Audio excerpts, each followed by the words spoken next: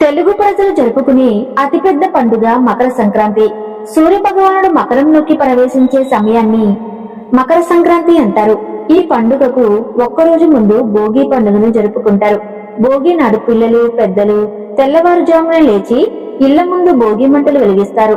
అలాగే భోగి రోజున సాయంత్రం చిన్న పిల్లలకు భోగి పళ్ళు పోస్తారు. అసలు ఈ భోగి మంటలు ఎందుకు వెలిగిస్తారు? పిల్లలకు భోగి పళ్ళు పోయటం వెనుక పరమార్థం ఏమిటి? మొట్టమొదటగా భోగి పళ్ళు ఎవరికి పోశారు? భోగి పళ్ళు ఏ విధంగా పోయాలి? భోగి రోజున ఎలాంటి విధులను పాటించాలి అని విశేషాలన్నిటినీ ఇప్పుడు మనం తెలుసుకుందాం. పురాణాల ప్రకారం శ్రీ మహావిష్ణువుకు భోగి పండుగ అత్యంత ప్రీతిపాత్రమైనది.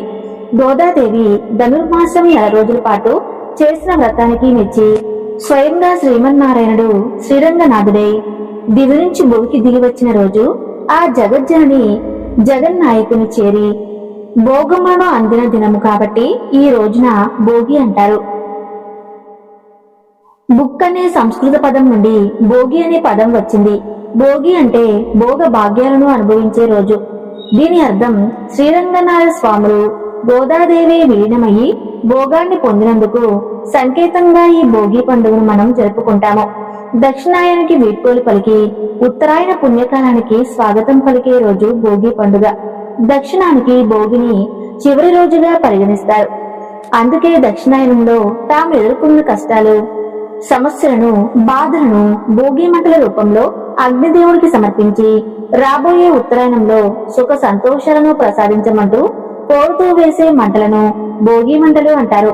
భోగి రోజున తెల్లవారకు ముందే అంటే 3:30 నుంచి 4 గంటల మధ్యలో నిద్రలేచి తలకి ఒంటికి నువ్వుల నూనె పట్టించి మర్దన చేసుకుని కుంకుడుకాయ రసంతో తలస్నానం చేయాలి. ఇలా చేసే స్నానం మనలోని పీడను దరిద్రాన్ని తొలగిస్తుంది.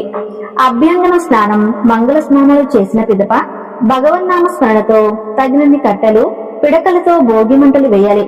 ఉత్తరాయణ పుణ్యకాలానికి స్వాగతం పలుకు అరిష్ట నివారణ కోసం ఐశ్వర్య సిద్ధి కోసం వేసేదే ఈ భోగి మంటలు. భోగి మంటలు మన ఇంటి పీడని తొలగిస్తాయి. భోగి మంటలనేవి కేవలం చలి తీవ్రత నుంచి తప్పించుకునేందుకు మాత్రమే కాదు, ఆరోగ్య ప్రయోజనాల కోసం కూడా వేస్తారు. సంక్రాంతి పండక్కి సరిగ్గా 4 రోజుల ముందు ధనుర్మాసం ప్రారంభమవుతుంది.